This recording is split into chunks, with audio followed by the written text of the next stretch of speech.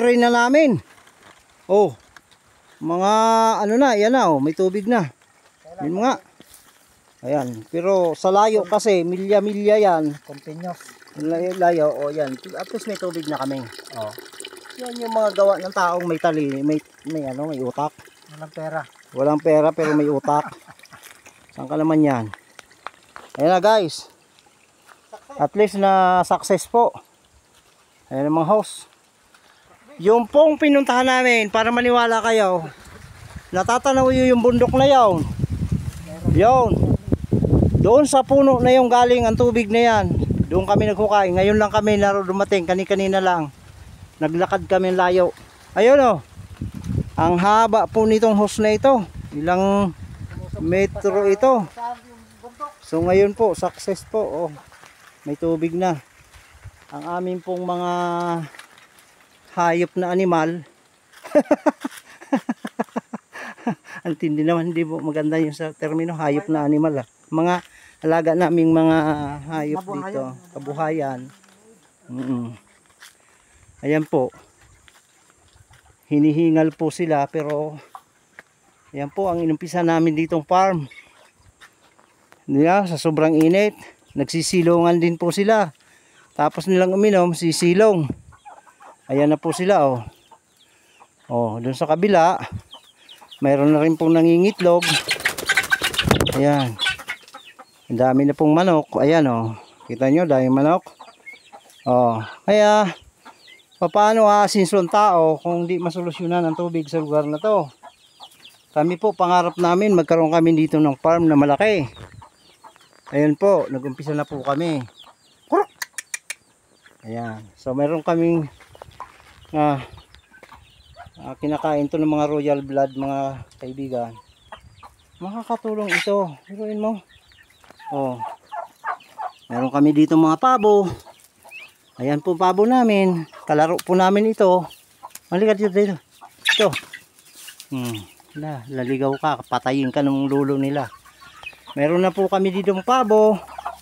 Ayan po, dalawa po sila naglilimlim. Ano ba naman to? Dalawa. Hindi ka dyan. Ayan po, may itlog na po. Pabo namin. Mayroon na po siyang sisiw. Ayan. Dahil po sa kawalan ng tubig, ito pong pabo, 10 po yan, ng mga sisiw na yan, ay 14. 14 ito, o namatay po sila. Kaya, nakita namin ang problema, kung paano yung problema, tubig po ang problema. Ikaw ba naman, kain ka ng kain, wala kang tubig, tigok ka rin. Kaya itong manok, importante din ang tubig. Oh, pato. Ayan ang aming manok. Oh, dami oh. Oh. Kaya sana po may makapansin po nitong aking vlog na makatulong po yung mga nasa gobyerno po, lalo na po yung kasi ito po ang bagong Pilipinas ngayon. Magkaroon po tayo ng hanap buhay. Hindi po tayo namamalimos. Ayan. Ayan po ang aming farm. Nag-umpisa na po kami. So ito po yan. Kaya malaki pong tagumpay na nasolusyonan po namin tubig. Biruin po ninyo, iigib kami ng tubig dito. Doon pa sa baba kasi nandun yung tubig. Bundok po ito. Ayan. Sa ngayon po, ayan po, may tubig na kami. Linaw, may manok dito, Linaw. May manok dito. Kasi naghanap ng tubig yan. Oh, yan oh. Hulihin mo. Naghahanap ng tubig yung manok, naligaw na siya.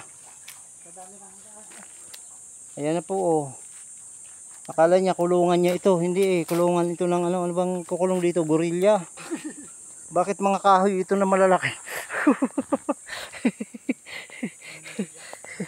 Ayan po kulungan. Ang galing nitong pisang kung gumawa ng kulungan eh. Parang kulungan lang po ito ng pato pero parang kulungan ng gorilla. Bawal ang tao rito sa kulungan na to. Bawal. Gorilla pwede dito. Ayan po. Kung titingnan po ninyo ang aming pong taniman. Wala na pong tubig. Tuyo na. Ayan. So meron po kami ditong fish pond. Wala na rin tubig. Wala na rin isda. Pero may tubig pa na konti. Nag-aalaga po kami dito ng mga water lily. Saka itong maliliit na ito, kung kilala nyo po itong maliliit patuka sa manok. Yan po. Yan. Yan. Marami na rin po sila. Lino, bawasan mo ng water lily ito. Bawasan mo kasi pag hindi mo binawasan, mamamatay yung nilagay mo dito na kuwan. Asula. Oo, tanggalin mo na yung water lily, oh. Pero kung madadamay kasi ng asula niya pag tinanggal mo, kaya ngayon pa lang sana tatanggalin na yan. Pumupuskol yung asula, oh, dumadami. Yung malalaki. Malalaki ang tatanggalin, walang kwenta naman yan. Asula ang mahalaga dyan. Oo. Alisin mo na yan, ako po. Pag ilalis mo yan, madadali ang asula, madadala. Mabuti pa alisin mo yan, tarin mo, pakain natin sa ating ganso. Paso, ano ba yun? Pabo. Ayan po. Ito pong farm ito ng aking pinsan eh, nandito eh. Natulungan ko lang siya. Ayan, oh, Lino, puno na. Puno na ng tubig. Ayan, kahit papaano po, may tubig po na dumarating. Oh, meron pong tubig kahit papaano. Oh, ayan po. Ganyan po. Kakaawa po ang mga tao dito pag ano. Pag wala ng tubig. Ayan po, puro papaya yan, oh. Oh, wala na yung mga papaya. Oh, ang daming papaya niyan. Nasaging po namin, natutuyo na rin ang mga dahon. Oh. Yan po ang hirap dito. Kaya kailangan matulungan ninyo ang ano, matulungan ang farmers. Kasi yung pagkain, galing din sa farmers yan eh. Tulad ng palay. Ayun po, puro palayan yun. Wala na. Oh, wala na silang tanim na palay kasi dry na yung lupa. Ayan. Sabagay. Hindi ko alam kung parusa ng Diyos ito sa mundo eh. Katigasan ng ulo ng tao at kasalanan. Parang ayoko naman sabihin na pinarurusahan na tayo ng Diyos, pero tayo rin kasi may kagagawan eh. Tao rin. Mapagsamantala ang tao. Marami ng kahindik-hindik na krimen na nangyayari. No?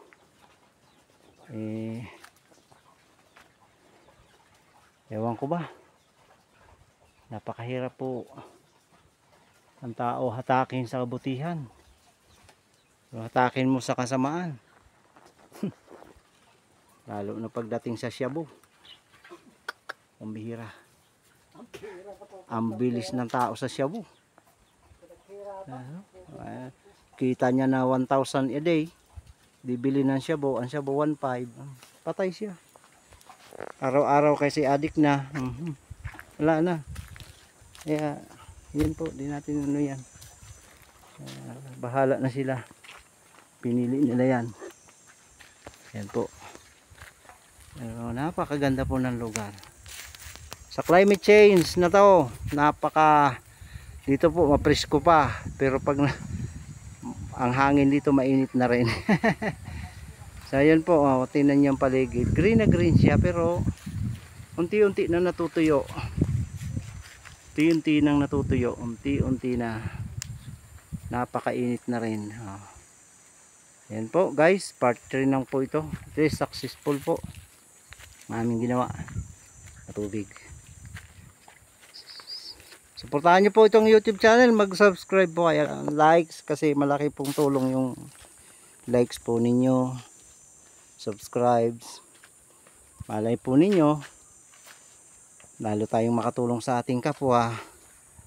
Ayan, kinukunan ko ng video itong pinsan ko, napakasipag. Ayan, bisita lang po ako dito, hindi po ako taga rito at hindi po ako may-ari nitong farm. Siya may-ari niya.